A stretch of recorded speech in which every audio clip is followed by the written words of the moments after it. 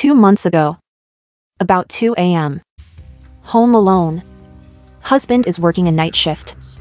About to go to bed. Decide to take the dog out first. There is an empty lot bordering the woods behind us. Take dog over there to poop. Dog poops and we are heading back to the house. Lights are on in the house and we have large windows in the back. Just as we enter the backyard, the dog stops. I look. See something in the house. Lanky and white humanish looking thing. Not wearing any noticeable clothing. Bizarrely shaped, kind of deformed. Too tall, much taller than my 6 feet 7 inches husband looks standing in the same area of the house. Panic. Double back through the gate. Run down the area between houses until I found an unlocked gate. Go through neighbor's backyard. Go around to the front. 4 houses down from mine. Bang on their door. Neighbor comes to the door. Don't sure what I should tell her. Tell her I think someone is in my house. She knows me pretty well. She lets me in to call the police. Greater than 911 and tell them I think someone broke in. Call my husband and tell him. He says he's coming home. Police arrive. They have me wait outside until they check the house. They don't find anything. Find stuff out of place though. The coffee table had been moved. Couch was standing on its end. Kind of like the center of the floor had been cleared. Back door was standing wide open. I had of course closed it when I went out. Not sure if I locked it, but I had my keys in my pocket, so I probably did. Police stayed around the house the rest of the night, driving up and down the street. Husband and I didn't sleep. Dog sniffed every inch of the house. Dog got really weird and growled at nothing a lot. Eventually peed and threw up several times. Wouldn't sleep downstairs in his bed anymore after that. The whole experience was beyond creepy. I don't want to suggest it was necessarily paranormal or unexplainable, but it was very scary, and I still feel very uneasy in the house alone day or night. So my parents used to be big outdoor buffs. My father is an ex-champion hobby boat racer and my mom was an Alabama-raised country girl, so they always wanted to camp and go sailing and fishing and shit when I was little. They went on a trip with some friends of theirs when I was about 10, read as 16 years ago, and since then they refused to go camping anymore. Ever. My dad told me the story sometime after I had turned 18. It still makes me wonder, considering the following. My parents moved a lot and only had one set of friends they really kept in touch with all the time. Danny and Lisa. Danny and Lisa weren't outdoor nuts like my parents were, but they were friends and it's fun to camp with your friends, right? So they all planned like 5-day trip to a lake south of where we lived, with a creek that was on Danny's father's property, so they could camp on the property and fish all they wanted, then go to the lake with ease. They all left and everything from now on is from my father's account. He told me this once, and only once, and got drunk after he told me, which is extremely uncharacteristic of him anymore. The first 2 days were normal, just camping, drinking, sharing stories while fishing and boating and water skiing heaven.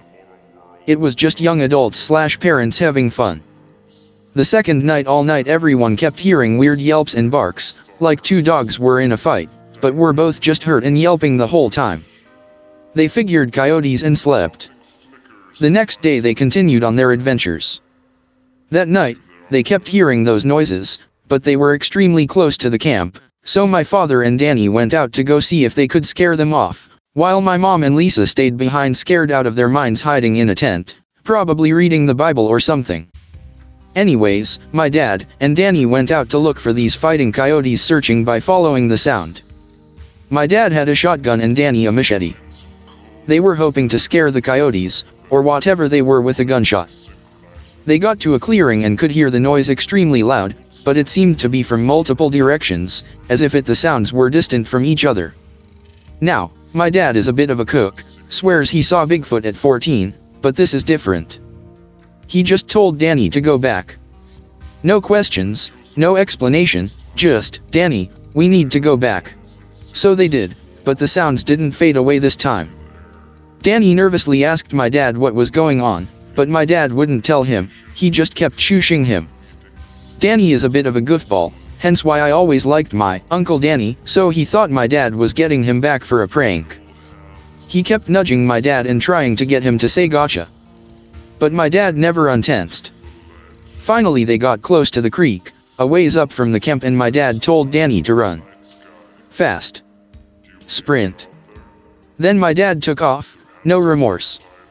Danny apparently followed, but tripped, and called for my dad, but my dad, who tears up and sputters a bit at this part, also uncharacteristic of him, refused to go back for him, even though Danny started calling for help.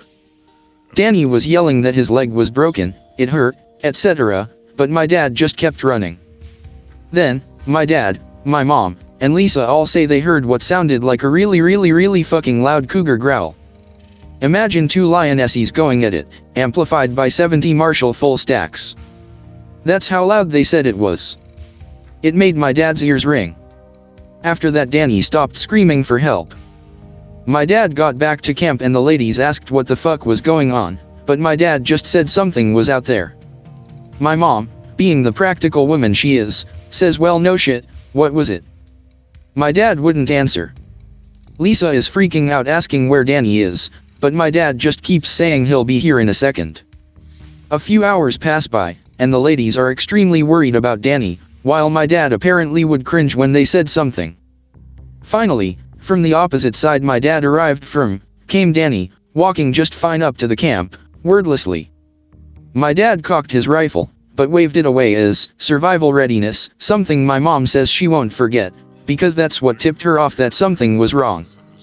Danny first walked up and nudges his way next to my mother, but after the weird looks and the death glare from my father, moved closer to Lisa, who had been nagging him for about 10 minutes, but he would either grunt yes or no, or would just stare into the fire.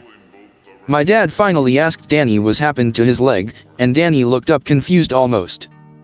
My dad told him, I thought you said was broken. Danny looked at him and replied broken. Then, as if on cue, started yelling, Steve, ow my leg, I think it's broken. I noped writing that part. I can just imagine it all too fucking well. The ladies grabbed medkits and first aid and water and were rationalizing it as him going into shock, but upon getting his pants off, with much difficulty as he refused to help them, and actually would make harder for them to remove them, there was no obvious break, no blood, just bruises all up and down his side. Lisa kept asking him what happened, but he would grunt and wave her hands away from the bruises. My dad said, he's fine, let's just sleep. My mom gave him the, are you fucking kidding me, look, and he gave her the, do it woman, look, that's right, old school and still working as fuck, and so she complied as he never does that, and they went to their tent. They say they heard Lisa nagging and one-sided arguing with Danny because he would never reply when she would ask him questions, which I just think is a genius wife enraging tactic, and so she finally yelled she's going to pee. Danny asked if he could come with her since there were animals out there, in not so many words. She said okay, and they left. My dad woke up about 10ish in the morning and started making breakfast. Danny and Lisa were gone. My mom asked where they were, but my dad wouldn't reply. After a little while, they both came back, rather unceremoniously, and without word. They weren't holding hands or in each other's arms, or arm over the shoulder or anything like they always were, just kind of awkwardly standing next to each other. They refused food and Danny would randomly yell out my leg and Lisa kept complaining of feeling ill. My mom suggested they go home and call off the trip on account of Danny's leg, who had not been limping at all, to my mom's horrified recollection, and the two nodded. My father just kind of watched. They all agreed, so Danny and Lisa got in my parents' car, not theirs, and just waited. Didn't pack up their tents, food, coolers, bags, anything. My mom came over and asked if they were going to grab their things and they shook their heads. My dad asked, why don't you take your car? And they both said, broken, just like Danny had last night, in a creepy practiced way. My dad sighed and packed up the car and they drove off. Danny and Lisa stayed quiet the whole way there except for random mumblings to each other, completely indecipherable. My parents took them home and came and got me, and we could all tell something was wrong, besides coming back days early. They said Danny got hurt so they came home. This part on is from me now, after they all got home. I asked if we could go see them but my dad replied no a little too quickly and so I thought he was mad at me so I left to go play PlayStation. I remember cause I missed them and then he was mean. So I snuck back upstairs and listened from the stairwell, and overheard my parents and grandparents talking about how something wasn't right. It was like those stories, yada yada yada. I assumed they were talking about something random and got bored and went to go play more PlayStation. A few weeks later I asked about Uncle Danny and my dad said we're not going to see them anymore. I was mad, and so I demanded to know why. He told me something about his dad being sick and so I was sad. Then I forgot about and life went on. Fast forward about 5 years. I'm at a supermarket where I used to live when all this happened. It was also by where Danny and Lisa lived, only on the other side of the road. Being 10 I was never allowed to go over, but now that I can drive, I decide to go see the old house, check out Danny and Lisa's house. I'm a nostalgic person, and see the only neighborhood. I'm driving slowly and rather creepishly down my old street when I spot Danny walking down the street. Excited as fuck I flag him down, pull over and get out to talk to him. He seemed stiff to me, kind of robotic I guess you could say, when he hugged me, but it was way too tight and it felt like he was trying to smother me. I asked him how he'd been and he said alright. I asked him where Lisa was and he said at home, so I asked if I could see her, and he agreed. I walked with him and asked him about all kinds of people and tried to catch up, but he didn't remember, or didn't care about 90% of it, which seemed odd, because Danny was always my awesome involved Uncle Danny. Also I'm on /x/ so I'm automatically paranoid and shit. So I asked him a couple obvious trick questions and he failed miserably and now I'm a bit nervous. We get to his door and he opens it and the smell of a goddamned meat locker pours out, a horrid incomparable smell just assaults my nostrils. The place is a wreck, shit is just everywhere, everything is coated in dust and shit and nothing looks clean. Laundry is everywhere, no lights are really on, it's a mess. I'm more than a little freaked out and I asked what happened here, and he grunted, a really weird, almost guttural grunt. So I asked after Lisa and she yelled from the kitchen, which was just behind a wall facing the room I was in. It wasn't a full wall, with the top not touching the ceiling, so I could smell and hear something cooking. I walked into the kitchen expecting to see Lisa making some normal food, and planning on asking Lisa why Danny was acting weird, but what I saw was unforgettable. She's standing in the kitchen, butt-ass naked, covered in blood, cooking some kind of mangled mess, surrounded by thousands of bones. I was just smart enough to notice a pile of motherfucking collars in the corner. Though not until after I intentionally remembered this at home, fucking pet collars. I yelled and Danny lunged at me.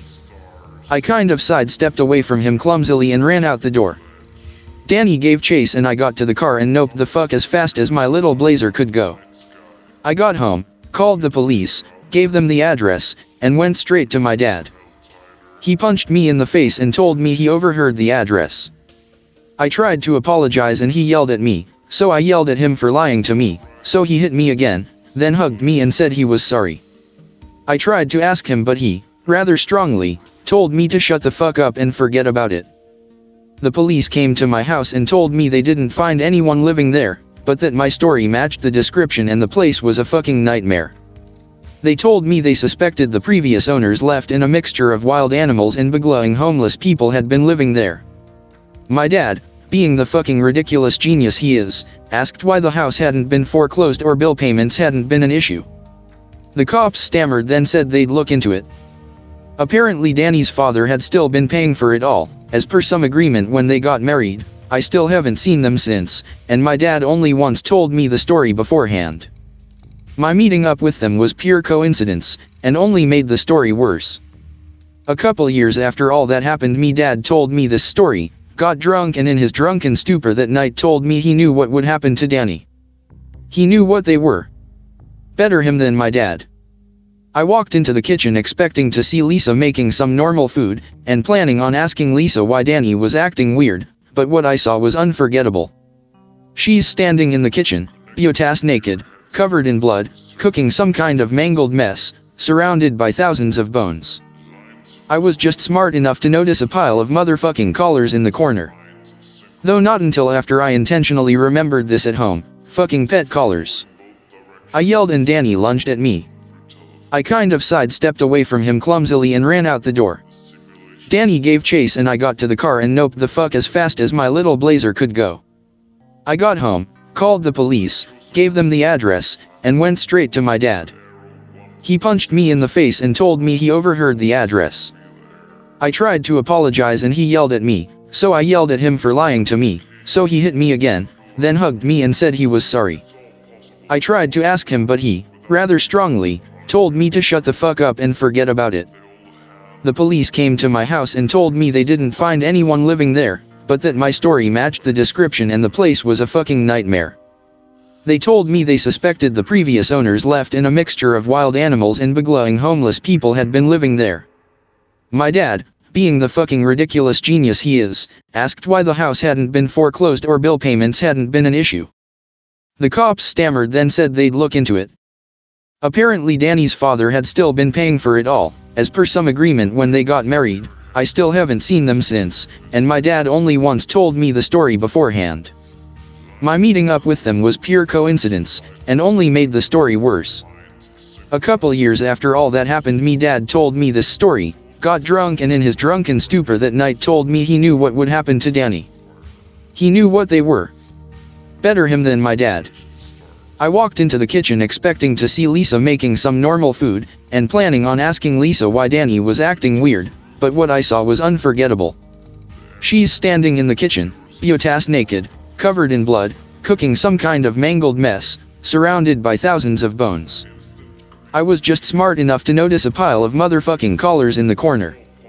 Though not until after I intentionally remembered this at home, fucking pet collars. I yelled and Danny lunged at me. I kind of sidestepped away from him clumsily and ran out the door. Danny gave chase and I got to the car and noped the fuck as fast as my little blazer could go. I got home, called the police, gave them the address, and went straight to my dad. He punched me in the face and told me he overheard the address.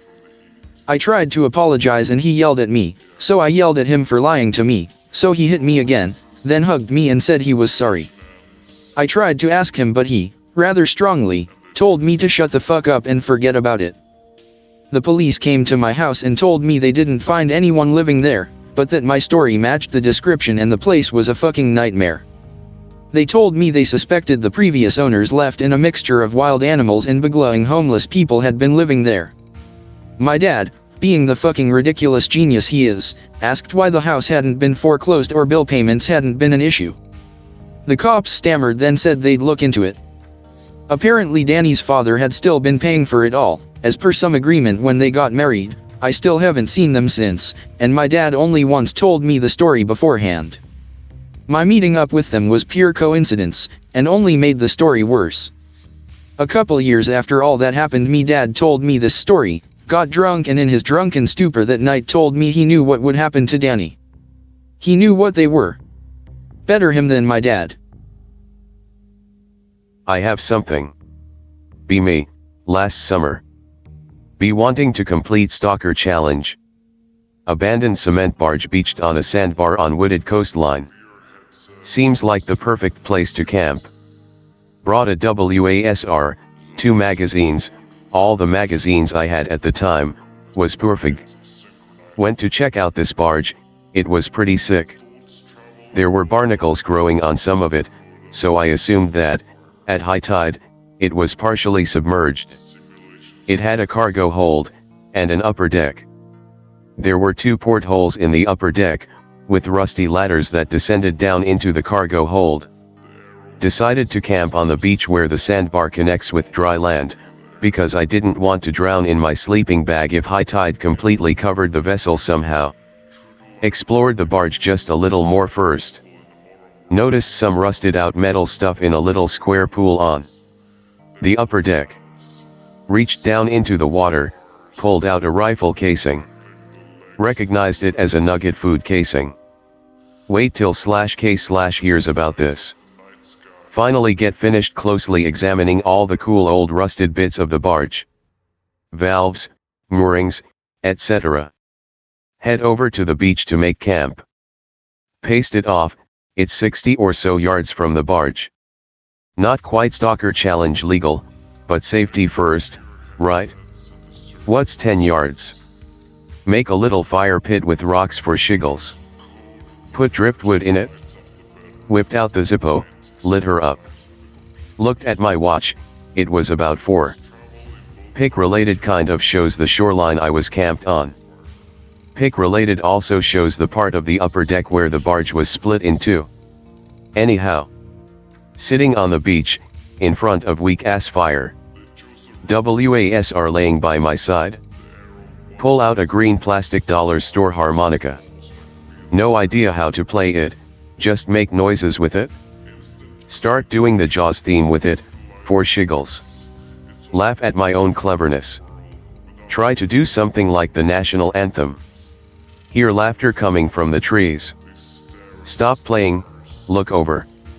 Hello. Laughter continues, same tone as before. It kind of sounds like me, come to think of it. Begin to smell something kind of metallic. Smell is kind of salty, too.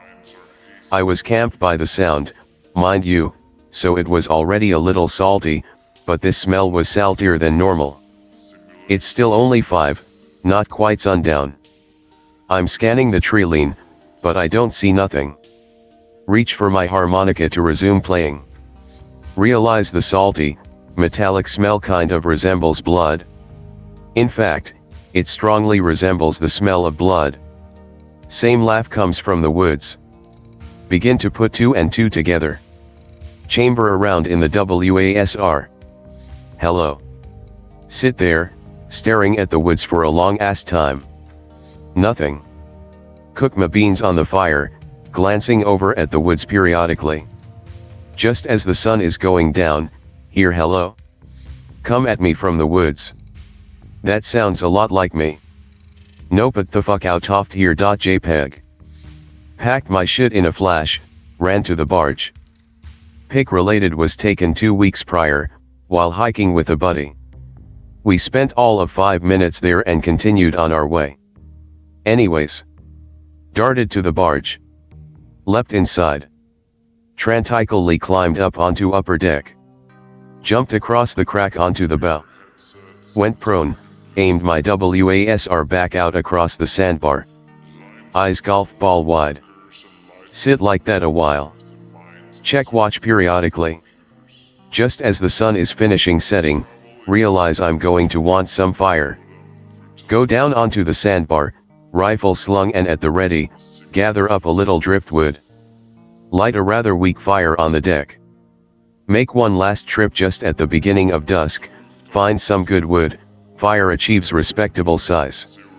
Spend the first few hours of the night rifle shouldered, prone, aiming down the sandbar. Remember that several of my relatives suffer various mental illnesses. You probably just hallucinated that shit, anon, you need to go get checked out, I tell myself. Then I hear the heavy breaking of brush from the coastline. And something muffled blows to me on the breeze. Laughter, and a pretty unpleasant smell. Oh shit. Hold my rifle tight, point it threateningly at the coast. It's pretty well dark by now. Remember I brought a flashlight. Go over to my pack, laying on the deck by the stem, get it? Come back, shine it down along the sandbar. See something glint as I sweep. Swing beam. 2 little dots. Back onto the gleaming thing. Eyes. Fucking eyes. Something big and dark is attached to them. It's pretty damn tall. It's just standing there, halfway down the sandbar. Can't see it well, low battery and it was kind of far away. Try to tell myself it's just an animal. That's one big ass animal. Is it a bear? Human eyes don't glow in the dark, so it can't be a person. Can't hurt to shoot at it, right? Chamber around. A live round is ejected and skitters across the deck. I already chambered one on the beach. I'm a dumbass. Go prone, take aim, touch one of. Only I had a fash hider instead of a slanted break. Blinded for what felt like an eternity. Blinking frantically in hopes of restoring my sight the whole time. Get to the point where I can see again. Frantically shine my mag light all up and down the sandbar, no eyes. Maybe I scared it off. Hear the crunching of gravelly sand below me. Somebody says hello, once again, it sounds a hell of a lot like me. In full panic mode. Stand on the railing, point WASR over the side, mag dump. Hear and see nothing for a good long while. Settle in. Got my legs in a sleeping bag, head and arms out with WASR aimed at the portholes that lead from the hold up onto the deck. A couple of hours pass, my eyelids get heavy. Hear that laugh again, this time, it's below ma. Nearly wet myself in sheer terror. Begin focusing intently. Hear small waves lapping up against the side of the barge. The tide has risen. After 10 minutes or so, begin to hear sloshing in the hold below. Something's walking around down there, and it's beginning to fill with water. There's only one direction this can go now. Up. Oh shit, oh shit, oh shit, oh shit. Hello. Scream, shut the fuck up. Shove my WASR down the porthole. Blind fire like a madman. There goes all of my ammo. Heart is hammering. Slowly back away from the porthole. Heart something clanging against metal. If's climbing the ladder. Unsheath my bayonet. Don't know how that thing fit through the porthole, but it did. Fight or flight engages, there's nowhere to run to. Charge, screaming. It happened in A. The bayonet plunged into the thing. A heavy paw, or something, bitch slapped me across the chest and I went tumbling off the barge, into the drink. Now have no WASR, and I'm in the water. Play dead, lay on my back, hope it doesn't seem. Heart is pounding uncontrollably, still. Not worried about hypothermia because it's June. See a hulking silhouette next to the fire as I slowly drift away with the current. Current dumps me on a beach a few miles east. Hike home, never go near that place again. On a scale of 1 to 10, what's the surest you've ever been at any one moment that something absolutely sinister was looking straight at you? I'd rate my experience earlier tonight at about an 8. I was driving home from my parents' house around 10 p.m. They only live about 10 minutes drive from me, but what a difference 10 minutes makes. They're out in the country, no streetlights, it's Michigan in the middle of winter, and I'd made the terrific decision to take a relatively unkept road home. The same road where I collided with a deer not 2 months ago, instantly vaporizing my Christmas fund. It's deer central out there. Well, I was headed down this road at about half the speed limit, eyes peeled for some of the four-legged white-tailed terrors, and my eyes were starting to get strained by the headlights of an oncoming vehicle. It was at least a half mile away, but the high beams were on.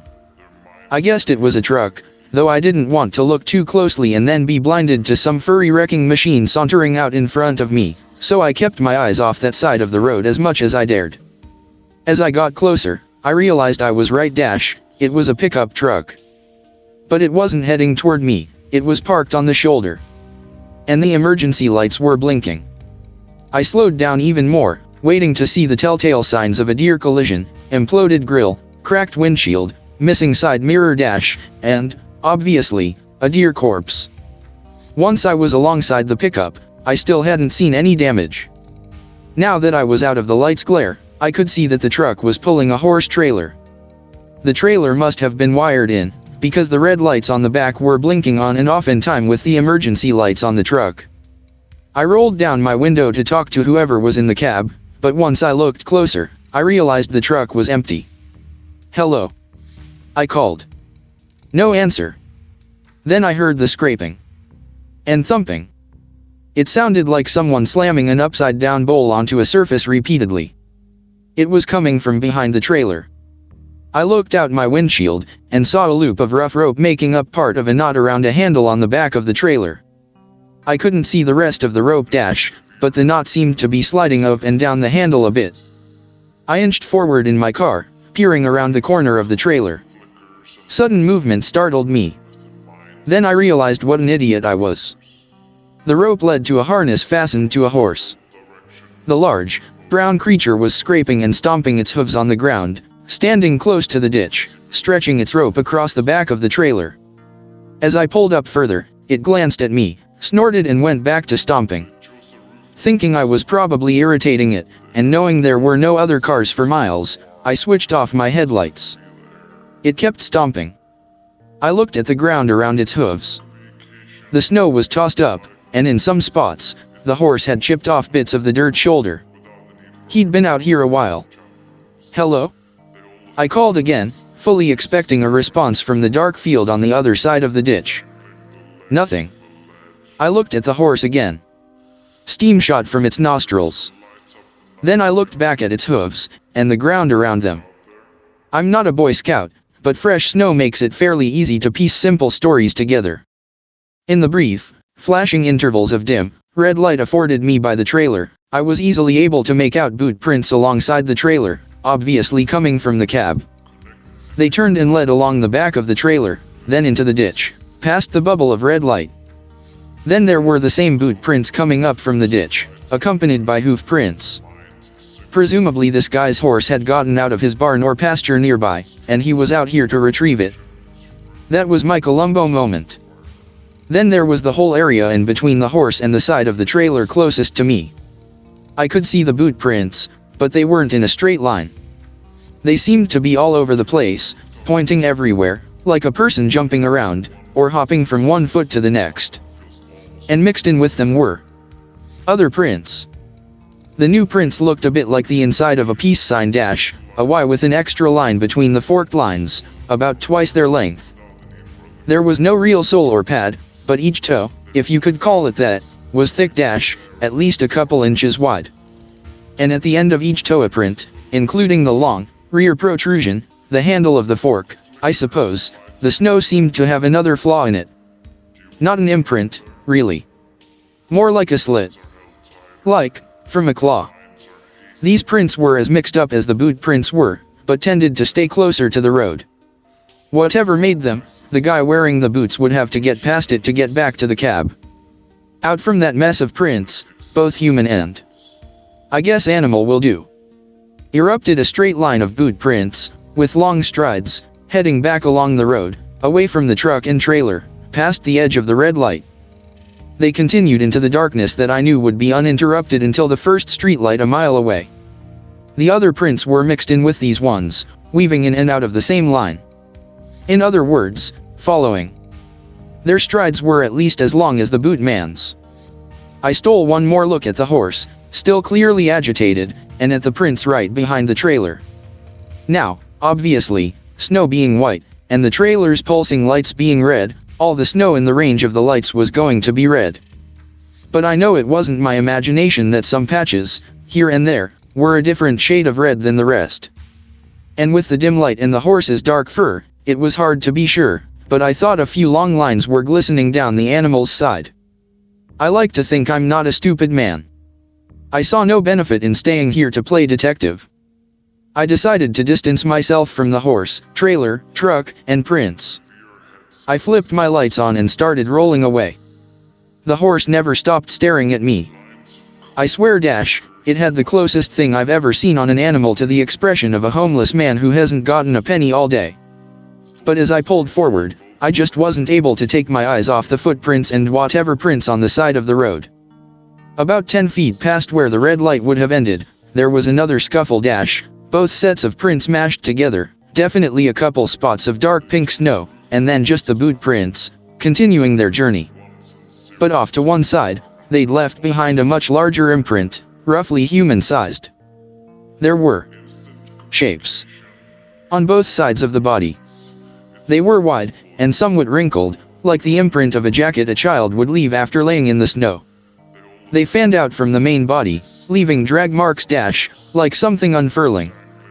They were also ribbed. I admit I was only viewing this in passing, but I swear I know what I saw. It's hard to describe exactly. But thinking back, I'd say that comparing that shape to a snow angel would seem wrong in more ways than one. I kept moving, picking up just a bit of speed, but I was still going fairly slowly so my tires wouldn't burn out on the snow and ice. I could see the three-toed prints moving from the larger shape back to the chase, just for a few feet, and then they just ended. The boot prints carried on for another 40 feet or so. Then they ended, too. At this point, I had to stop. I don't mean that I really decided that I wanted to. It's like my brain just needed to verify that I was seeing this right. 2 sets of prints, one human, one not, both just ending. No sign of a change of course, or a dive to the ground, or anything. Pure, untouched snow on all sides. Well, not totally undisturbed. I think something in my brain was just misfiring at that point, trying to make it all fit, and so I looked back once at the trailer and truck, highlighted in a blinking red aura. I could see the horse, still watching me. And then, in the road ahead of the truck, something shifted. It was the truck's headlights. They bounced. The truck's tail lights also bounced, just a slight dip toward the ground, then back up, like a brief pressure on the suspension. The trailer shifted just a touch.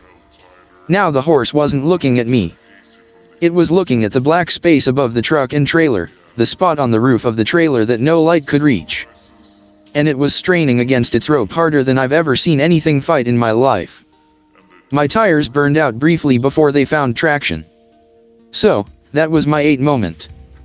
I really lost count of how many times on the way home I nearly slid into a ditch. I went sideways once. But I always kept control, using some combination of luck and sheer force of will to not get stranded on the road tonight. Now I'm in my driveway. And I'm wishing my garage door was working. Because right now, I'm having my 10 moment. The porch light is illuminating a portion of the roof on one wing of my house. All around me, the freshly fallen snow is undisturbed. But in that one little corner of the roof, I can just make out a pair of imprints marring the scene. I probably don't have to describe them to you. My front door is maybe 30 feet away. 30 feet. I'm wondering if I should try sleeping in the car tonight. It's getting shelled pretty hard sadly, but this is what it was made for, war. So in a way it is being used exactly as it was intended to. In Japan there is the idea of tsukumagami. It means that if you take care for something for a long time, this thing can become alive and self-aware. Now this fortress was taken care of. First by its builders, then by diverse conquerors, and for the last years by historians and tourists. I love war. You have understand that to understand me. And who wonders, I was built for war. My walls are thick and strong. Even after my original builders are long forgotten, I still stood there. Always having soldiers patrolling on my battlement. No matter what weapons those humans invented, that never changed. Always I felt their clack of their boots, or sandals, or bare feet. But no matter how strong I am, someday I wasn't relevant anymore. First I wasn't aware of it. But I listened. And the voices got quiet. No more laughter of soldiers. No more stories of shitty officers or hard-won battles or toasts to fallen comrades. But stories about me, about those soldiers. I was tended to be sure, and somehow I liked it. Children were playing on my grounds with a very different laughter than that of the soldiers before them. If they knew how much blood this ground has soaked up. But like I said, I liked it. Those older humans told stories about my youth. And so I enjoyed the evening of life. But suddenly all went quiet. No more children, no more stories of old human. I listened around me and heard something very, very familiar. Anger. And then were again soldiers' boots on my ground. Their hard steps full of determination. And shots. A lot of them. Everywhere. Around me, on my ground, in me. Voices of passion, victory, determination, and voices of anger, pain and fear. Those were the old voices, the laughter of soldiers, the stories of shitty officers, stories of hard-won battles and toasts to fallen comrades.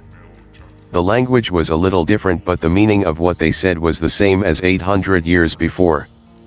And blood. So much blood. It felt like the blood that soaked into my ground and on my floors went directly into my veins. Like a transfusion. I haven't felt this young for a long time. I have purpose, I am useful, I am war. I am the citadel of Aleppo, Kalat Alab. I've got myself a story. It's long as fuck, and I'm too lazy to control V, so here we go. Be me, several years back. Be studying business at public college, hating life. Depressed, no friends at a party school, failing some classes. No hob, no guns except an Ijevsk nugget. Lose last close relative to an 18-wheeler. Decide I've had about enough. Grab nugget, couple boxes of Tulamo, winter clothes, camping supplies, 3 days food. Plan on literally wandering off into the St. Joe National Forest to die. Pic related, stolen from the internet because I didn't take a camera with me. Didn't want to waste a camera. Mid-December, so snowy AF. Stop at Walmart, buy another box of Tula and a few packs of Newports. See poster hung up near the pisser in the Wally World. QT 3.14 recently gone missing. Stare at picture for a while. Think lonely thoughts. Face burned into memory. Piss, leave Wally World, still thinking about QT and how I'll never have had one of my own. Drive out to Idaho. Arrive at destination, step out of the car into the cold. Still remember the feeling it gave me, the crunch of the snow underneath my cheap, shitty boots. Unpack my shit, ditch the car, leave it unlocked for once. Start walking. Light me up a cigarette. Lose sight of the car. Hike for hours, probably in circles. Couple hours in, veer off the trail and just hike through the woods. Really drinking in the beauty of it all. Such a haunting and desolate place. Start running low on cigarettes. Start to get the feeling that I shouldn't be there, a twinge of fear. Ignored it, I was out there to die anyhow. Begin to feel like I'm being followed, hear branches break behind me every so often. Assume it's just snowfall weighing down brar CHES until they drop. Hell, that may be been it, but I doubt it. Run out of cigarettes shortly before sundown. Say fucking hell in an audible, almost loud voice. Almost felt guilty for breaking the silence, that sort of feeling you'd get if you said fucking cunts in front of your grandmother. Set up an empty water bottle, fired some rounds at it from 50 yards with the Mosin.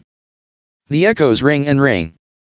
Maximum E because I didn't have the forethought to bring Ear Pro on my suicide trip. Pull out a single round, tuck it into my boot, for shooting myself later if I so chose. Took the backpack off to do the shooting, went to grab it and noticed movement in the trees, maybe 100 yards away. It was big, whatever it was, real big. Always had shitty eyesight, that's why the Navy wouldn't take me. Figured it was just a blurry ass elk.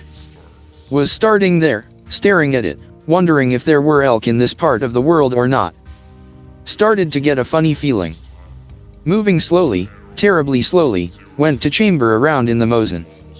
Bolt got stuck for some reason, looked down to see what the problem was, looked up, it was gone. It was just an econon calmdown.jpg. Well, the worst it can do is kill me, right? That's why I'm here, right? Right? Start making camp, quickly forget about it. Getting a fire set up and finding wood is difficult as shit. Pain in the dick. Get frustrated. Have a hissy fit and throw a piece of wood at a tree. Scream fuck you at a tree. Calm down. Make camp all the way. Mow down on MRE at about sundown. Why does this shit taste like blood? Because the air smells like blood. And copper. And decay. The fuck? Ever read about this.jpg? Relax, anon, it's nothing. Hear a distorted fuck you come from the trees. Leap to my feet, loaded Mosin in hand. Spinning around and around, scanning the trees. Hear branch break at my 9 o'clock. Train rifle on my 9 o'clock. Hold it still. Fine dusting of snow starts to accumulate on the rifle. After about an hour, relax. Tuck self into sleeping bag. No tent, because I fucking forgot one. Idiot. Fold sleeping bag over myself without zipping it. Sleep with rifle in hands, ready to go. Fall asleep with almost entire body stuffed into sleeping bag. Awoken by foul smell, same as before but more ESO. Notice fire is out. Check watch, I'd slept 2 hours or so. Feel weight on ankles. Look down at ankles, my pack is resting on my ankles. I didn't fucking put that there. Realize there's a tree that shouldn't be there right at the foot of my sleeping bag. Realize it's not a tree. It moves a little. Swear I can almost hear it breathe. Taller than a person, for sure, and thicker. Was able to make out the arms. Long, with claws, hanging loose by its sides. Heart starts pounding onto tats I can near. Consider for a split second putting the Mosin barrel into my mouth and trying to end it all before it gets me. Adrenaline takes over. Slept with the Mosin in my hands ready to go. Use Mosin to flip unzipped sleeping bag off of me. Aim it at the figure and fire around. Blinded, deaf end. Leap to my feet, swining the Mosin in front of me like a club and screaming. Regain vision. Panickedly scan the trees. It's gone. Maybe it's hiding behind a tree, just out of view. Fuck, I'm scared. I kill you. Fuck off, I'll kill you. I will. Said it louder. Fuck off, I'll kill you. Somebody replies, distant but clear. Hello? Followed by are you okay? Replied who the fuck are you? What do you want? The message came back Jim. Are you alright? Talked with it some more, all the while nervously scanning the perimeter. Couple other voices chimed in from the same direction. Told them I nearly got eaten by a bear. They fired off an orange flare, realized they were close as fuck, just down a hill. Pretty sure I passed through the clearing they set up in shortly before making camp. Can you come to us? What if I get ambushed? I'll come to you. I have a gun, don't shoot me, okay? Deal. Please hurry. Seemed like it took forever for homie to show up. We played Marco Polo until he got to me. Had a stainless steel .357 and a flashlight. Introduced himself as Jim, nice enough guy, asked me if I was injured. Manlet as fuck. Led me back to his camp. Spoke to me quietly, on the way. We've had bear troubles ourselves. Even quieter. Ain't no fucking bear, man. You agree? Replied, couldn't fucking agree more. The others still think we just ran into a bear in the woods and are pretty calm. Try not to spook them, half of them are shit-faced. Roger that. Ask how many people you have with you? 6 others. We arrived. Their camp was in relative disarray. Coolers in a couple tents scattered around a low fire. Beer cans everywhere, trash everywhere. Drunk buck-toothed dude stumbles up to me, asks me where the bathroom is. This is a shitty horror movie and we're all going to fucking die/10. Only other gun besides my nugget and homebody Jim's .357 is a fucking .22. Unless you count the flare gun. Jim and the kid with the .22, who introduced himself as Travis, convinced their inebriated friends to stop drinking, in case bears, guys. Marlet bro Jim systematically introduces me to everybody. Buck Teeth from earlier has stumbled into a tent and passed out, as has one grill. Shake hands and exchange names with everyone else. Something is off. Run some numbers in my head. 7 people total, 2 asleep in tents. Why are there 6 people out here? Jim dicks off to work on the fire, go to say hello to the person to grill. Ignores and stares at me. It's kinda dark, but I swear the face looks familiar. Something moves in my left peripheral vision. It's stainless steel. It's the barrel of Jim's revolver. He's pointing it at the person I'm trying to talk to, slowly moving closer. Her face is just expressionless. Get the feeling I know her, then instantly realize I do. It's the face from the missing person poster at Walmart. Homie starts to say something to the effect of who the fuck are you? She/it wheels around it dead sprints into the tree lean, gone in an instant. People who saw it start yelling. Who was that?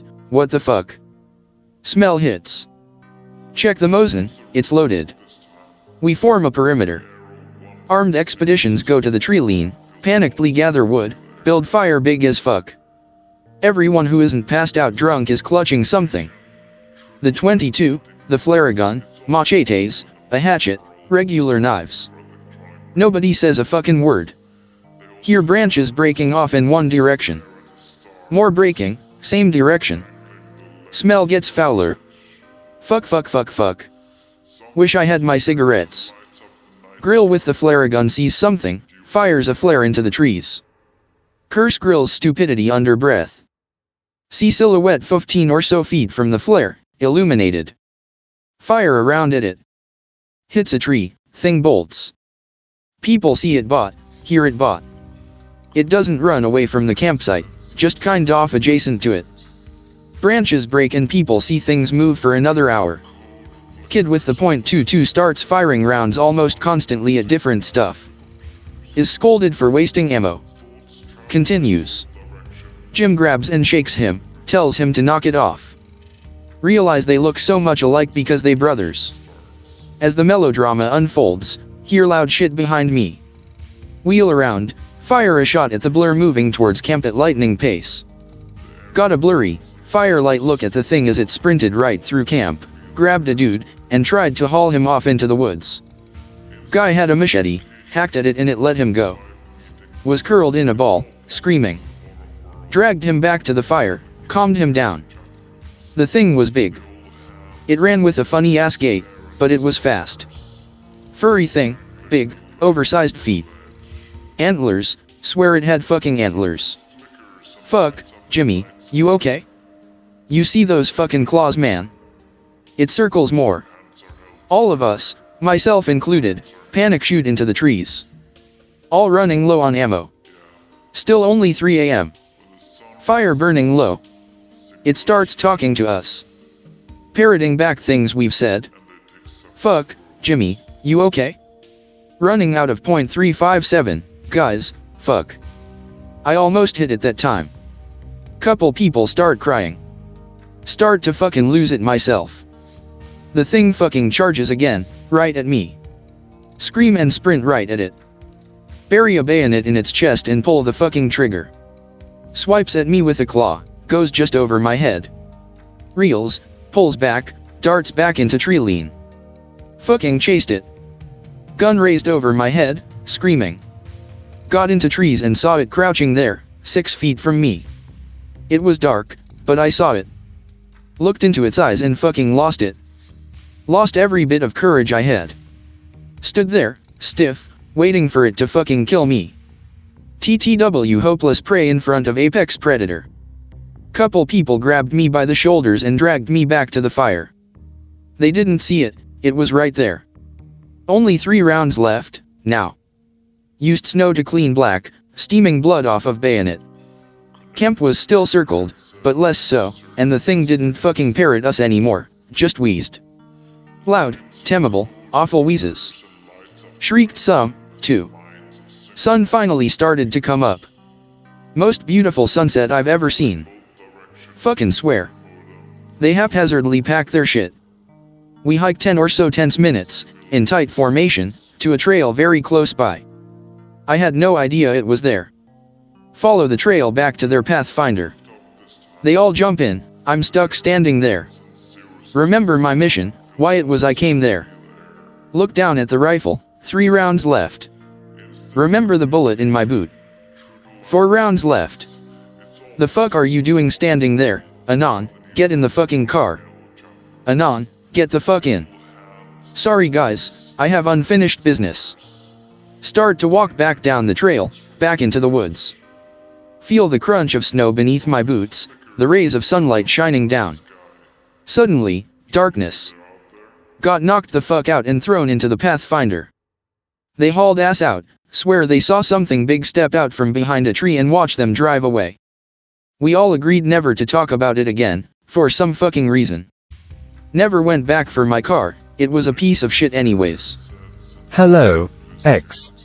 I'm visiting from K, and would like to tell you a story in regards to some of my recent adventures. There are no skeletons in closets, dinosaurs walking, or trips to Bel Air. I'm not a writer by any means either, so please forgive me if my writing style isn't the greatest. Whether this story is paranormal, extraterrestrial, interdimensional or man-made, I'll leave up to you, as I still cannot decide for myself. You see, I like to fancy myself as a survivalist, or prepper for some of you. I live in NV about an hour outside of Las Vegas. For certain reasons I'm keeping the exact location secret, and purposely distorting some details.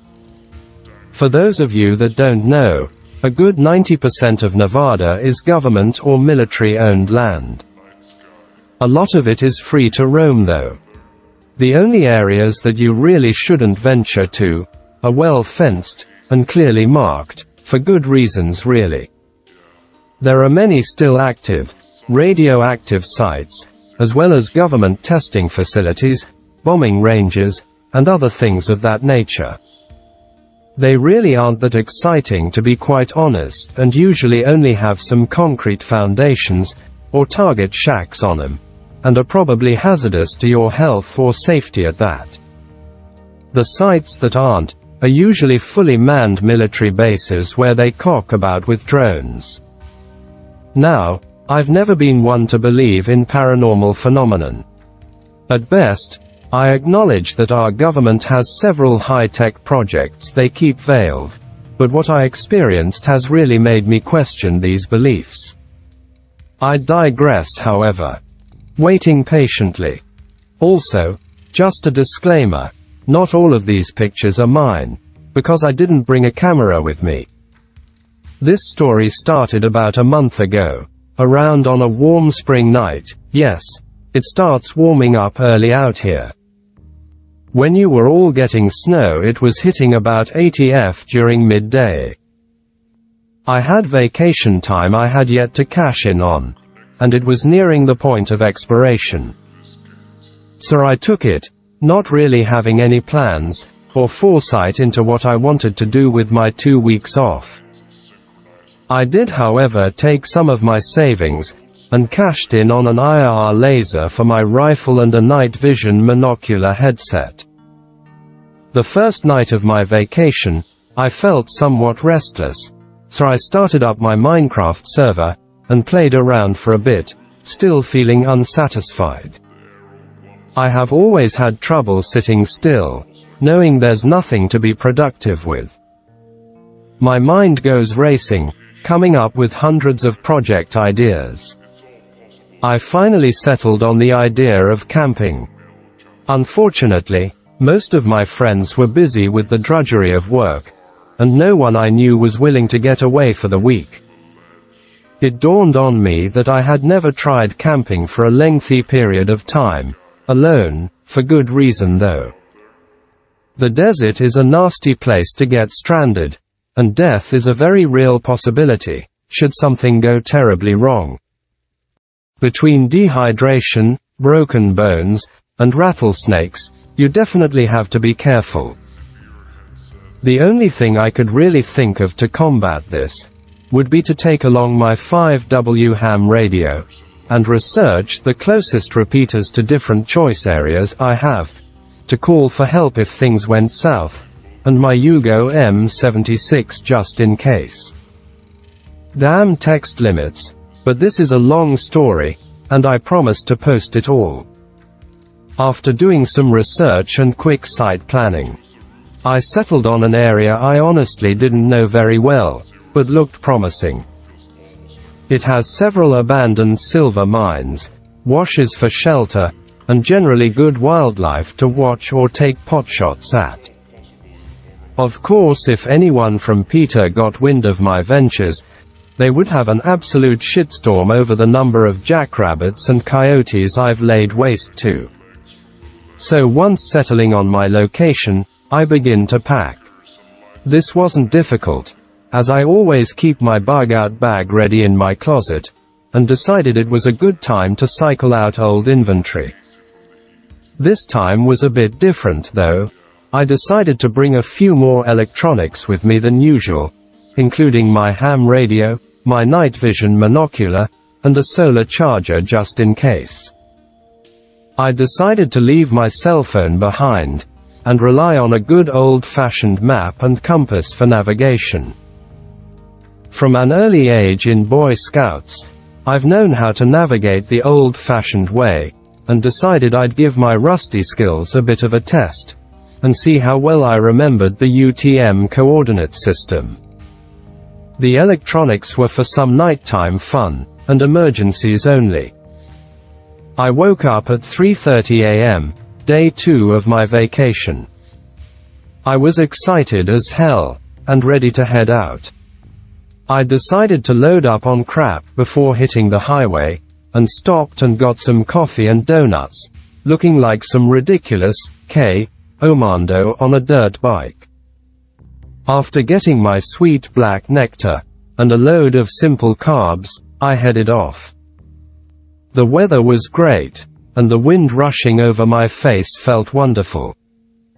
As I got a few miles away from the turn-off, I remembered there was an Indian gas station fairly close to the exit as well.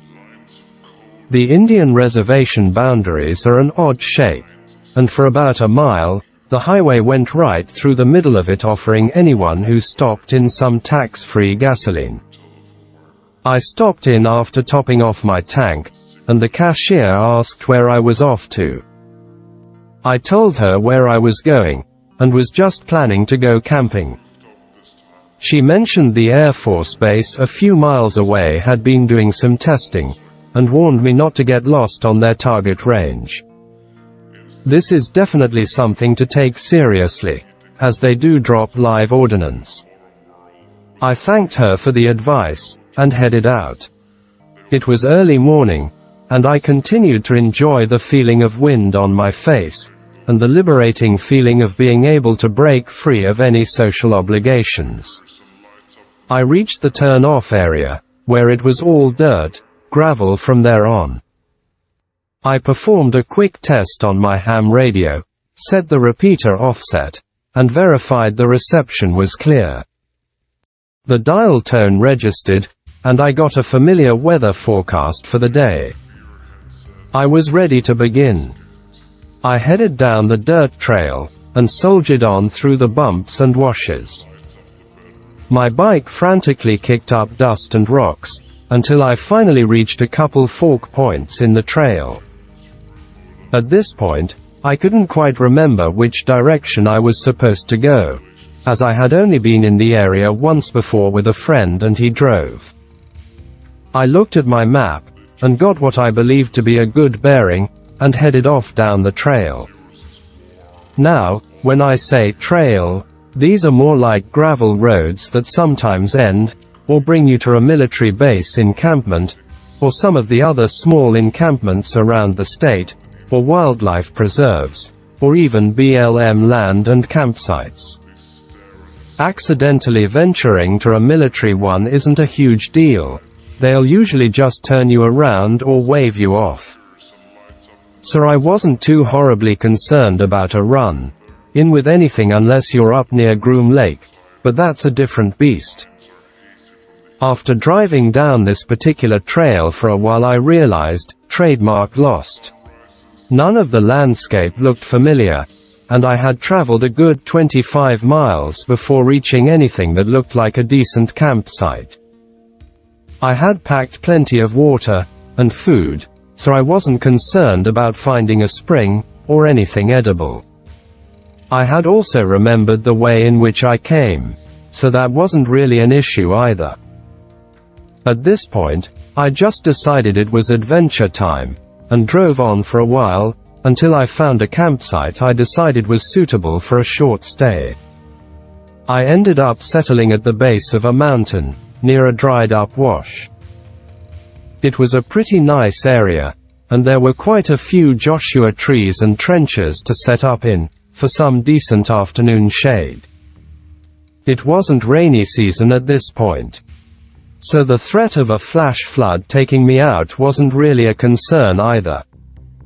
After getting set up, I threw on my camel pack, grabbed my rifle, and filled my flask with a bit of vodka just for fun. I was my own man now, and had to answer to no one. I walked around a bit, heard the familiar sounds of cicada, and headed towards another dry wash bed near the base of the mountain. After walking for a bit, I quickly became bored and took a swig of vodka.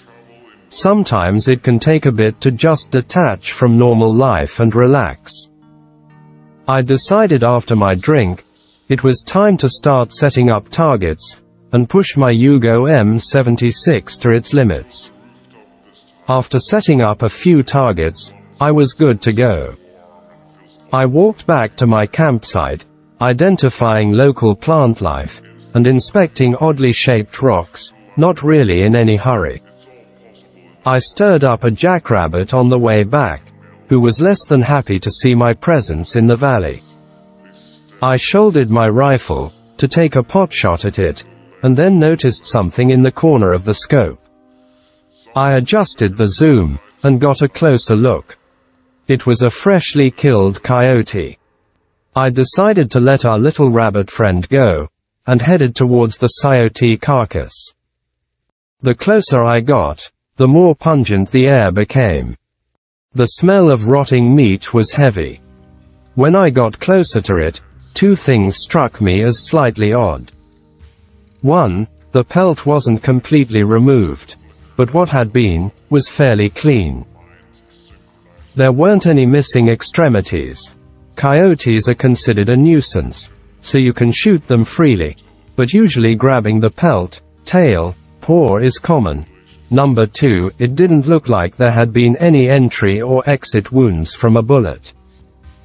Being a bit confused, I just wrote it off as a sloppy hunter who had found a coyote dead of natural causes, and was scamming some farmer offering bounties on hides.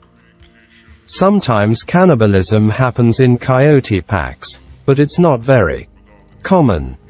I made it back to camp, started myself a fire, drank down a shot or two more of liquid courage, and settled on taking pot shots at the targets I set up. I tinkered around, adjusted my scope, and tried taking the longest shots I could.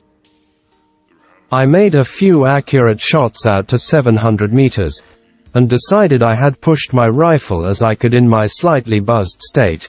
Yes, I know guns plus alcohol equals bad, but I wasn't exactly in a crowded area either, nor completely shit-faced.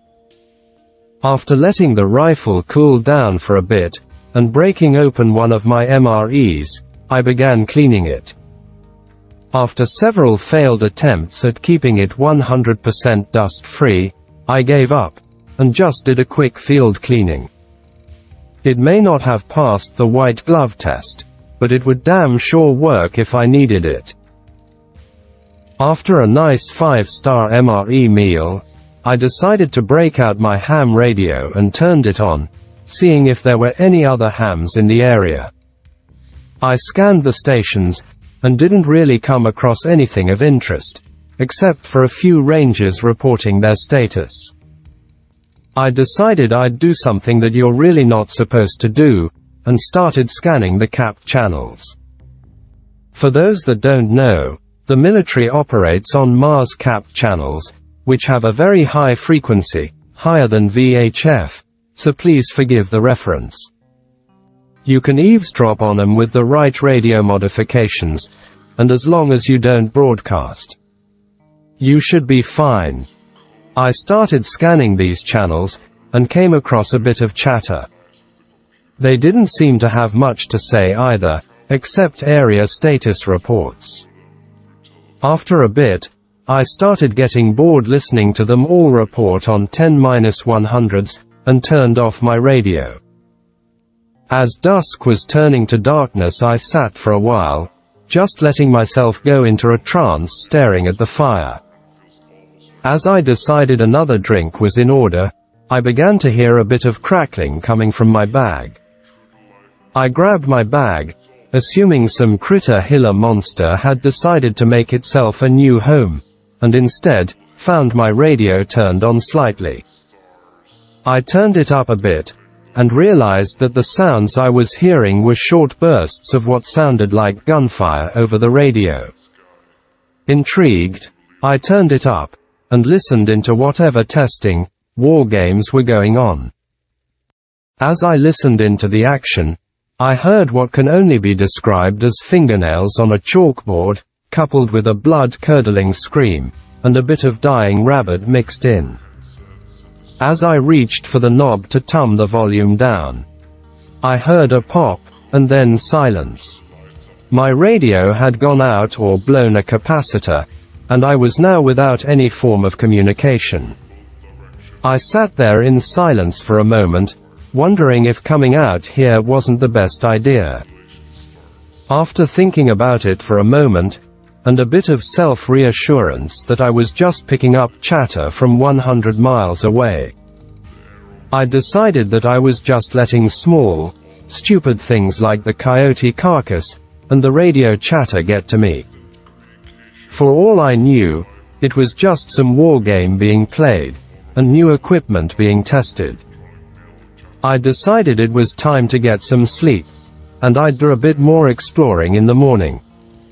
I took one more swig, and crawled into my tent for a bit of sleep.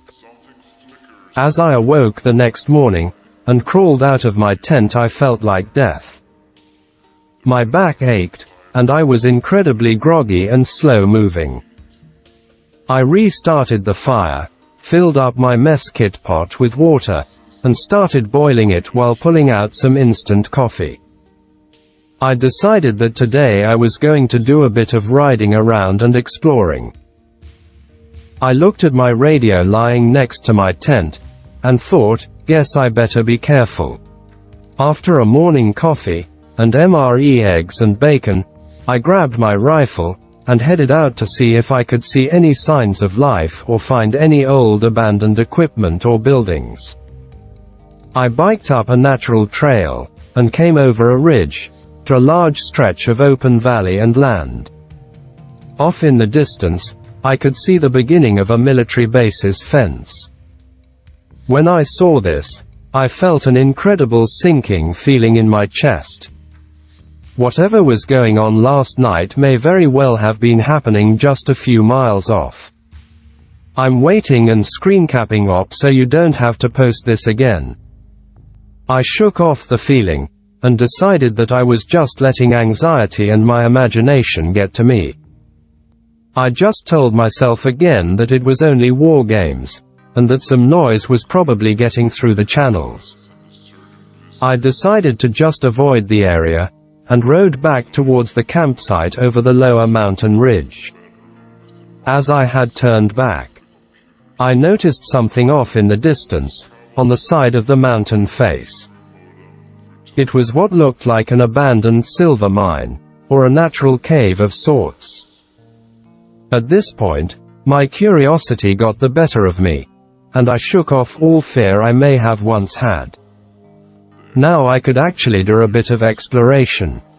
I rode up to the side, dismounted, grabbed my night vision and rifle, and peeked in.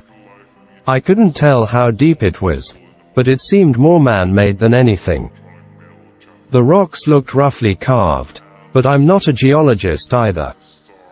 I couldn't really smell or hear anything, so I decided to walk in a bit further. I put on my night vision, and waited for my eyes to adjust from bright desert sun to darkness. After a second my eyes adjusted, and I turned on my monocular. There wasn't much to be seen. I walked for a ways, but still no signs of anything that would excite anyone other than a geologist. I could see what looked like a turn a bit further back and decided against going too far in, since I wasn't experienced in spelunking. That was me. Forgot my trip. This was supposed to have this image. Now we're all up to speed. That's when something hit me. There is a primal fear everyone has. People debate what it is, or how we acquired it as a species, but it's there. It's a deep feeling of dread, like you are being watched or stalked by something horrific. Chills crawl up your body, and you feel that something just isn't right. Well, felt this, and immediately froze, rifle in hand, pointing down into the cave. I couldn't hear anything, nor could I see anything. I then, however, quickly realized what was wrong. The smell. It was the same pungent smell the coyote carcass was letting off. It seemed too rotten, too pungent, and too strong for just a coyote carcass. Even in the sun, It just seemed odd. But now I could smell it in the cave. This set off every alarm in my mind, and every ounce of fear in me told me to GTFO of there. I slowly backed out, while shouldering my rifle, pointing it towards the back of the cave. Every rock under my boots sounded 100 times louder, and every breath I took felt like it echoed through the entire cave. As I reached the entrance, I just turned and bolted for my bike. I started up, and rode back as quickly as possible. I was taking no chances now, and decided it was probably best to leave. Dusk started setting in as I was riding back, and I was contemplating just moving to a new site, or calling the trip off 2 days in. I still wasn't sure if any of this meant anything, or if I had just been overreacting. But I knew that some odd things had been happening. As I rode closer to my campsite, I noticed everything seemed off. As though nothing was how I left it. I was feeling really uneasy now, but wasn't about to leave my expensive equipment behind. As I got closer, I realized why everything seemed off. My campsite had been raided. My tent was torn, my mess kit was strewn about, the fire pit had been scattered, and my pack had been dumped out. I assessed the damage and realized something. Nothing was missing. Just vandalized. Even my radio, solar charger, and extra ammo remained. Stuff I was sure would be missing. My decision was made. I was calling it quits. I started packing up my bag, and whatever I could scavenge that hadn't been ripped up. This was about the time I noticed something else. There were no sounds at all. No cicada, no crickets, no birds, just complete and deafening silence. As I was packing, I quickly drained my flask to calm my nerves. Nothing at this point could have changed my mind about leaving. It was quickly becoming dark, and even with night vision and a rifle, whatever was out here was obviously screwing with me now. It was obvious this territory belonged to someone or something else, and my hunting trip turned tables on me. As it got darker, I decided to scan the area first, to make sure my surroundings were clear. As I looked around, I couldn't see much other than the familiar desert landscape. As I began to scan the area near the peak of the mountain, I saw something move. It was just visible behind a rocky area. I tried to make out the shape, but it was distorted and hidden by some larger rocks. I stared in that direction for what seemed like hours. Then, it stood up. To this day, I will not forget the sheer terror and fear I felt while looking at this thing. It's as though death and evil itself was staring right at me, and every part of my mind screamed, "This cannot be real." This bipedal creature stood as though it was human, but the eyes were massive. Just massive blank, dark spots in my night vision. No reflection or gleam came from them. I couldn't distinguish any real features other than what seemed like a scaly texture. It just stood, and looked in my direction, as though it knew I was watching it. Then it did something that nearly made me piss myself. It smiled. It was not a normal smile. It was a terrible, jagged tooth, Joker grin smile. I took the safety off my rifle, and shined the IR laser at it. After a brief pause, I delivered a fatal 8mm round to its head. Or so thought. The shriek that followed was deafening, blood-curdling, and absolutely terrible to hear. It was a scream that went straight into your shid, and shattered it to bits. The dying screams of someone getting their head sawn off with a rusty Taliban blade would have been comforting at this point. I watched this thing shake, and shudder for a moment, and quickly delivered another round in its direction. I think I hit center mass, but couldn't be sure. It ran, at a pace I'm not even sure my bike could keep up with, down the ridge. Not quite in my direction, but too close for comfort. I bolted down into the wash, and kept my gun trained in its direction as best I could while running. I ducked into a small crevice, and waited. I could hear grunts and screeches in the distance. At first they seemed to move closer, and then further away. It was difficult to tell where the noises were coming from, but in the pitch blackness, I sure as shit wasn't going anywhere with that thing around.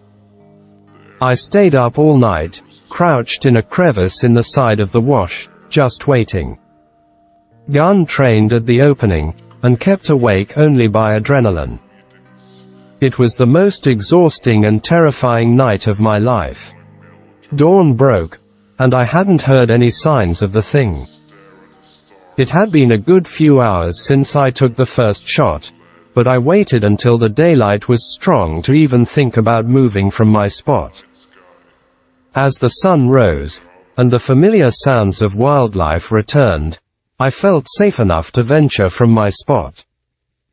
Very carefully, I crept out, covered in dust and feeling incredibly drained. I emerged. I looked around to see if anything was around. There were no signs of whatever the hell was hunting me last night, so I decided to man up and head to my bike. I didn't even think to grab my equipment. I just slung my rifle on my shoulder, and very reluctantly started the bike, fearing whatever came last night would hear me.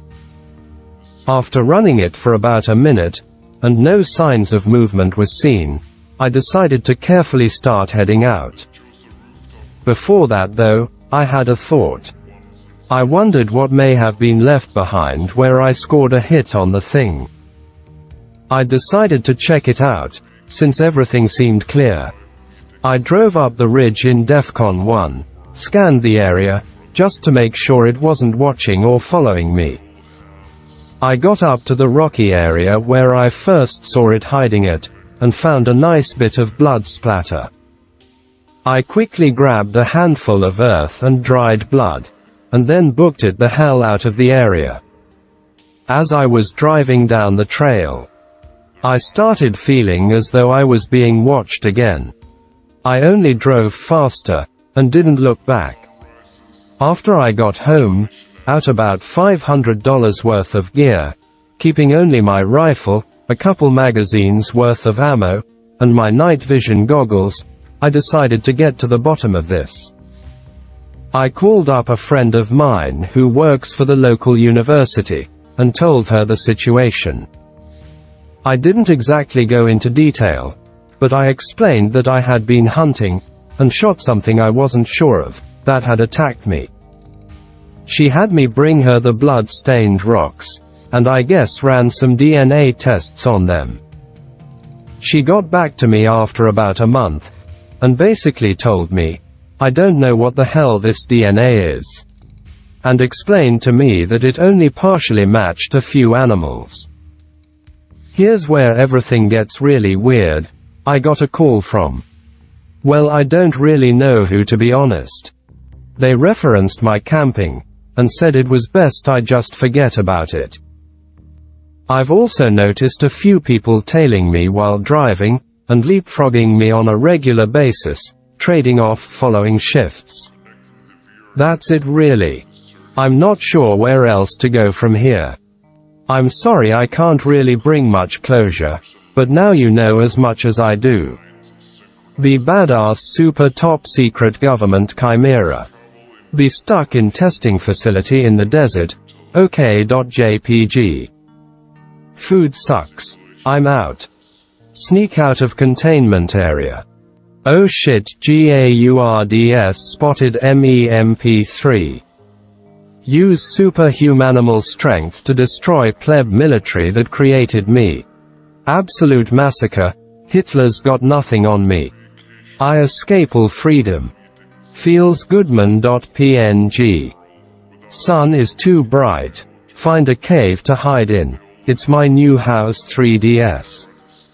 Gettin' hungry. Nothing to eat in this shitty cave. Find coyotes, eat them. Not that delicious, but will do. Bring the leftovers home. Minding my own business in the cave. Some asshole pokes his head in. Is 3 spooky shim. Turns and runs like a nig at a clan rally. MFW when this guy is a bigger pleb than the military that spawned me. Go fuck up his camp for loots.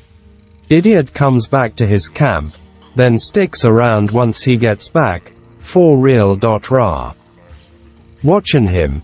H is not leaving. What harm can he be? Stand up and smile. Maybe I will go down there and make a new friend. Boom. What the fuck hit my face? Oh god, it hurts. Why was I made to feel pain? This happened about 2 years ago. It's something I've told only one other person since.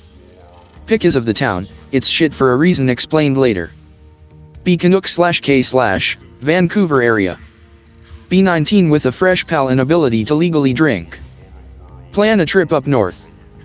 Dad tells me about an old abandoned mining town his friend worked at in the 60s, gives us location. Decide to bring native bro from high school, we both own guns. Ask my dad if I can borrow his AWD Honda passport from the 90s, he accepts. Bro brings SVT-40, I bring SMLE number 1 MK3. Drive past Kamloops by about 200 kilometers. Takes about 2 days of driving. Spend one uneventful night at abandoned trailer park. Eventually find ourselves on backroads using ancient maps Dad provided. Modern maps and GPS don't have the roads on record. Clearly old logging roads, not used for at least a few years. Eventually reach Old Town. Desolate as fuck. A few collapsing wood buildings. Starting to get late but light enough to snap a few pics. Brought old Nikon FM2 because I didn't want to risk my digital. Bro and I set up camp next to car in open semi-gravel area. Use wood from old buildings as firewood. Gets dark, cook a few cans of beans and some salmon native bro caught a few days before. Out comes the beer. Head to tent mildly inebriated, decide to go Innawoods the next day. Late night / early morning hear multiple human footsteps outside. Probably just native bro, go back to sleep anon. Realize native bro is sleeping next to me about 5 minutes later. Wake up bro quietly, both grab rifles and open tent. Nothing there. Go back to sleep anon, probably just a dream. Agree with bro and sleep. Continuing. Wake up next morning somewhat early. Native bro already awake making breakfast frying god tier canned sardines. Anon, it wasn't a dream. Takes a minute for mind to remember. Bro points at multiple boot tracks into campsite. Not ours for sure. I'm visibly more creeped out than native bro. Native bro grew up on shitty reserve, seen some shit etc. Decide we'll lock our gear in the car. Both of us want to investigate. Consult map. Go Innawoods with day packs of limited food, water, first aid. Oil lamps and flashlights as well. We each have a reasonable amount of ammo. 40 rounds of new production Pair V174 GRFMJ.303. Bro has a couple of X54R stripper clips in his coat pocket. Start moving in the direction of the footsteps. Native bro is a good hunter / tracker but loses the trail about a mile in. Decide to continue in the direction of the tracks anyways. Creeped out at this point, native bro is pissed that he lost the tracks. Hike about 5 miles, find some more abandoned stuff. Starts getting dark. Realize we got carried away and realize it'd be unwise to head back. Eat some cold beans since we don't want to attract attention with a fire and then sleep. Wake up in the middle of the night to whispering. Takes a minute for eyes to adjust to low light. Look over at sleeping native bro. Realize there's 2 black cloaked figures over him. One is touching his face, they're talking in English but not audibly. Just about shit myself. SMLE is across my lap. Flip off safety as quietly as I can. One of them starts reaching for bro's SVT next to him. Raise rifle to my hip slowly, pointing it in their general direction. Fire off the first shot. Continuing. Thorshammer.png. The fuckers see me rise up while working the bolt and run. They start screaming like you'd expect someone getting their eyes ripped out to. Native bro practically shits himself and gets down. Minute into the forest. Takes us about a minute of frantically throwing our gear together to get out. Panic and start running in a random direction. Get cut up running through brush. Native bro and I are somewhat fit, both in army cadets since we were young. Run for a good 20 minutes, stop to catch our breath. Anon, what the fuck? Explain what happened to bro. He looks horrified, more than usual. Tells me about some cult that committed crimes on his reserve. Says RCMP couldn't do anything since it was native land. Linked to disappearances and child abuse. Reserve is maybe 200 km from us. Nobody ever convicted. When our nerves calm, we consult our map and compass. Realize there's a clearing near us and use that to navigate. Forego lights in favor of quiet movement. Move slowly for about 6 hours, periodic map and compass checks.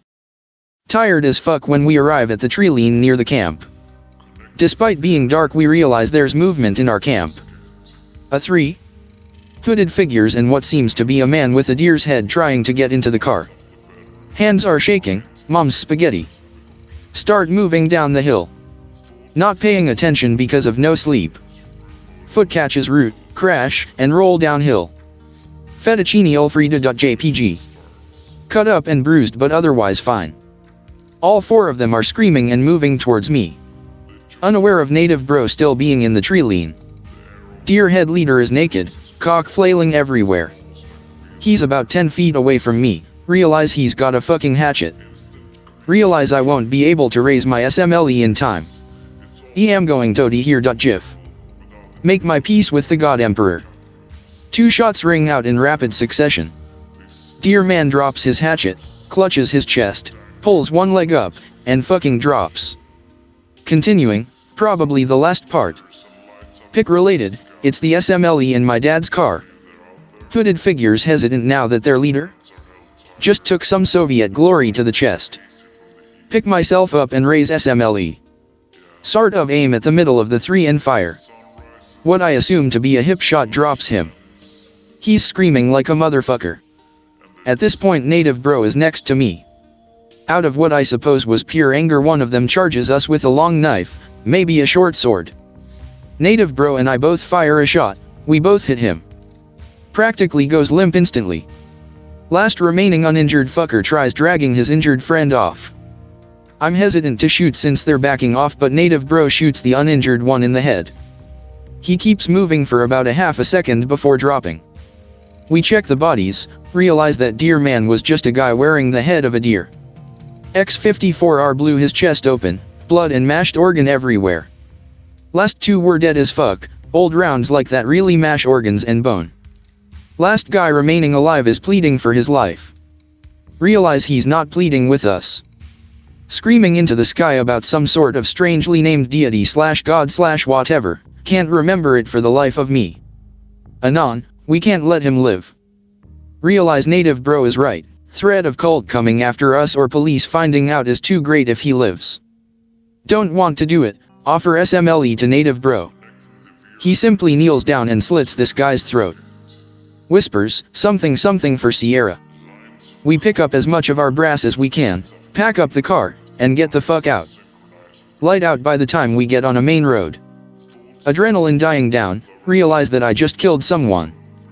Break down in the car and cry like a bitch. Pull over and have a bro talk about it, tells me we did it in self-defense. Feel like there's more to it for him, sober up and continue on the road. We take it easy and stay at motels the rest of the way back. Continuing. Definitely the last part. End up eating at the White Spot in Hope. Completely silent over the meal. Realize how hungry I am, barely ate twice on the way back. Remainder of the ride back is spent in complete silence. Drop native bro off at his apartment in North Van. We exchange an awkward silence and a few smiles. He hugs me for some reason, call it gay if you want, but I needed that shit. Get back home, lock bedroom door, keep loaded SMLE next to bed. Sleep for the better part of a day and a half. Meet up with dad to return car. Remember what native bro said about Sierra? Turns out she was bro's older sister who was kidnapped as a kid, ended up an alcoholic and druggie, hanged herself when she was 16. Shit bricks. Asked dad why town was abandoned. Well, anon, the mine dried up and many of the residents resorted to illegal industry to make a living. Ask specifics. Said he doesn't know, he'll ask his friend who lived there. Friend died 6 months later of lung cancer, never had the chance to ask him. Even more frustrating than the nightmares is not knowing what the fuck happened. Can't seem to find the town or the town's name online, and I've since wanted to go back with a larger group. Probably going to wait a few years, though. Pick related, it's some of my guns. I still own that damn SMLE. OKX. I was obsessed with Goatman / Skinwalker / mimicry stories for a while, but I haven't looked in a while. And then this happened to me last night, and now I literally cannot sleep or stop shitting my pants due to its proximity to my house. I'll try to Greentext as much as I can, but first background. I am 21 and a college senior from CT. While I live in a semi-rural area, about 20 minutes to closest supermarket / fast food, I go to school in Washington, D.C. Not the nice part, either. The part where crackheads are a real thing and cops are reassuring rather than troublesome. I've definitely seen some shit in my day. It would be good to mention here that I'm not some glandular freak, but I'm about 6 feet 1 inch and 240, a lot of muscle, but Lord knows I could drop 15 pounds. I love to smoke pot, get drunk and eat, sue me. Being the good student that I am, I picked a real major, accounting, and I interned for a mid-sized PR firm doing accounting bitch work and getting paid $20 an hour. College is expensive as fuck though, so I deliver pizzas at night after the office closes. It's a cheap, drunk food kind of pizza place that has an absurdly large delivery radius and is around 20 minutes from my house, 5 minutes from the beach. My place is north of there and we deliver probably another 15 minutes past my house. I'm actually typing this at work in between examining the fine print on our client contracts to ensure we are charging them every penny we can, cheap bastards. So basically, the further north you go from the pizza place, the more rural it gets. I work until close and this occurs around 9:45 p.m. Be me, in the back, folding pizza boxes like a good little corporate bitch. Counter girl comes back with a delivery slip. She tells me the customer sounded weird on the phone, kind of like he was talking through a fan or through his hands, and that he was almost like gurgling. My DC experience instantly makes me think crackhead, although around here it's way more likely to be some benzo freak or painkiller addict. Automatically assuming some weird interaction will occur. Look at address, see it is in kind of bumblefuck. I'm a little mad cause I don't wanna drive that far, but fuck it. It's the weirdest ticket I've ever seen. Guy ordered a large pizza with anchovies, ground beef, ham, sausage, pepperoni, etc. Literally $15 worth of extras. I go ask the counter girl if it's right. She says she thinks so. She couldn't really make it out though, so she said she did her best. She's like 16, so I cut her some slack, assume she was daydreaming and call the number back. Phone rings 5, 10, 20, 30 times. No answer. Hang up, call again. Phone goes right to the number you have dialed, does not have a voicemail box that has been set up yet. Goodbye. Okay then. JPG. Manager decides to just make the pizza as ordered and proceed from there. Deliver a pizza to a hilariously obese and blackout drunk couple. Invited me in for drinks, but I don't drink or smoke when I work. Hope someone else took weird pizza. Surprise, no one did. It's my turn. Begrudgingly take the pizza and get in my car. Enter address into phone. It's on a side street adjacent to a park locals call open space, which despite the name is about 500 acres of straight woods. It's about 25 minutes away, basically the edge of our range. Put on some dubstep, judge me, and crank my turbo subby, judge me more, out to this road. If you're not from a rural area, this can be hard to explain. Winter in the woods is scary. There is never a single sound. Ever. Unless there's something larger than a cat walking around, it's you and dead silence. Finally get to address. There are a few houses on the street, but they sit on probably 5 acres, so they are spaced out a fair amount. looking for number 1134. I pass a 1130, then a long stretch of nothing, then a 1144. WTF.jpg. Yes? Lurking. Proceed. Go on, damn it. Your bait worked, now proceed. I just wanna get this over with and get the next delivery without getting stabbed by some pillhead over a fucking pizza. Call the number. Rings, stops ringing. There's no sound, but instead kind of like a buzzing or a humming. It's hooked up to my car stereo and it's getting louder and louder until I just hang up because I don't want it to ruin my speakers. Windows are fogging up cause at this point I'm pulled over between those two houses. Right when I roll the windows down I am overcome by the odor of decaying trash, like driving through Newark, New Jersey, fucking gross, so I put the car in first and I start pulling towards the next house. At the end of the driveway there's a stanchion with a light on top. Gonna pull into this house and knock and ask if maybe they gave the wrong number over the phone. Makes sense for a pillhead. I'm probably 100 feet away when I see someone step out of the darkness into the light at the bottom of the driveway. Good, it's the fucker that ordered. Expecting this guy to be all over the fucking place, leaning over and being fucked up. Guy isn't that fucked. Stop the car about 10 feet from him. Black coat that looks 3x too big for him even though he's probably got 5 inches on me. Don't look at him at first. Getting pizza out of car and getting ticket and change as I talk. Hey sir, sorry about the wait and the calls, this is pretty far. No response. Realize I should be watching him considering the signs. The smell is still pretty pungent but I know it's not trash day. I get the pizza on the roof of my car. He is standing under the light on the opposite side of my car. So I got out of my driver's seat and went to driver rear to get pizza. Put pizza on roof of driver rear, guy is probably 10 feet away from passenger rear. I finally pay enough attention to get a good look at him. Giant tall, no shoes, ripped up jeans, stains everywhere.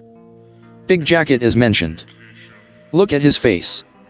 Sunken eyes, can't even see them with the light. Lurking. Getting real sketched out cause guy hasn't moved or said a word. Stop the process and just stare at the guy. He is staring right at me with those freaky fucking eyes. His head is sort of bobbing side to side, but not in any fluid sense at all. Kind of like a car door, like how it stops at halfway open, then you give it another shove and it stops it all the way open.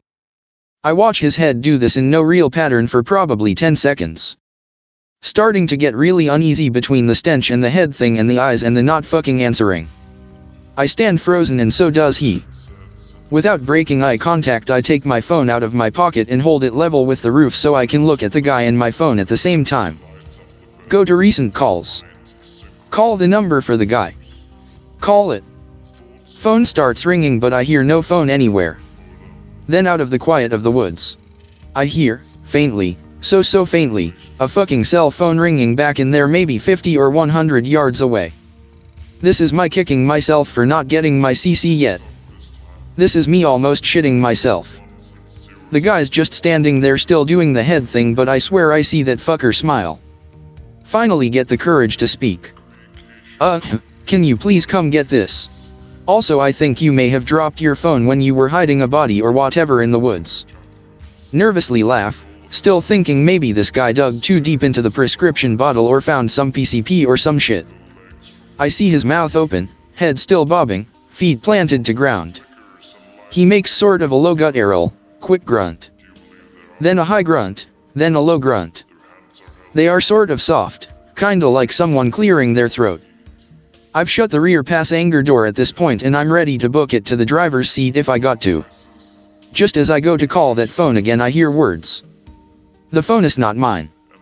The pause between the and phone's not was way too long. Phone's not literally sounded like one word. Mine came off an octave higher. For some reason I am imagining the protagonist from Hatred for this story. Not even an edgy teen. My mind is DEFCON 5 like just full panic attack. Knees are weak. I'm literally about to peace out. I push the pizza to the far side of the roof away from me. Finally muster out, sir, you're freaking me the fuck out. I have a .45 and less than $20 on me. Please come take this so I can leave. When I say this, the head bobbing stops. His eyes are dark and burning a hole through my skull. Opens his mouth again. It was his. What? I say, stunned. It was his. Telephone was his. The guy comes towards the car. Not a step, but like one huge muscle spasm that propels him forward. Telephone was his, he repeats. I'm on the verge of tears at this point. Standing next to open driver's side, pizza is on roof over passenger rear door. Guy jerk jumps once closer to the car. Telephone is not his anymore. I blubber wordless, and then gathering man balls I scream, I'm gonna call the fucking cops and blow your fucking drug addict head off if you don't get the fuck out of here. I see this fucker smile, this creepy fucking smile, and without moving his mouth I hear him say in a completely different voice, a voice I've never heard before, go away. Stop following me. I will call the police. In one big jerky motion the thing reaches forward, takes the pizza off the top of the car and places a couple round things that I later identify as quarters on the roof, surrounded by dark liquid that spreads over the roof. I don't even think, just get in the car and peel out down the road, leave the hot sleeve for the pizza, leave the shit on the roof, don't even close the door all the way. I go down the road at about 80 for a quarter mile, then pull a U-turn cause I don't want to get even more lost with this psycho here. I whip down the road past the place where he was. Nothing. Finally get to the end of the road, there's a stop sign to merge with the main road. Look right to make sure it's clear, look left. This thing's face is 12 inches from my own when I turn. Tactically shit myself. Peel down road. Have a personal Innawoods story. It was back in 2016, my first year in the Marine Corps. I was in infantry school at the time this happened. We were establishing defenses in some training area at Camp Geiger. We had spent the entire day setting up tents and heaters for the instructors before digging our two-man fighting holes. By the late afternoon we had finished and we set up our sector stakes in order to establish our lines of fire. We were told that we may be attacked at some point and to not fall asleep, as instructors would come randomly and yank on rifle barrels sticking out of the fighting holes. For practically the entire night I was awake because my buddy was really sick and pretty much on the verge of hypothermia. So he was pretty much rolled in a ball in between my legs asleep. At the time of the event it was around 0200. I was scanning the tree line through my PVS-14, struggling to stay awake till I saw something in the tree line about 25 to 50 feet ahead of our line. It seemed tall and pale, kinda peeking from behind as it moved around the trees. It was incredibly unnerving. I just felt deep down that this was something I wasn't supposed to see. But a part of me wondered if it was MARSOC fucking around with us, because they were active in our training areas and had messed with some of our guys during the land NAV portion. So in the moment I decided to let off a few hammer pairs with the blanks I was given. My buddy immediately woke up and started letting off rounds with his M27. Pretty much immediately after, the entire line woke up and started lighting up the whole tree line till instructors came out telling us to cease fire. They asked who started firing, so I called out that I did, and I told them what I saw and that I thought it was either MARSOC or instructors testing us. When I told them this, they told me that they were all asleep aside from a sergeant on watch who was in the safety vehicle. To this day that's in my top 5 weird scary experiences in the Corps. They stare at the stars, dangling the legs from the ledge. Something flickers and lights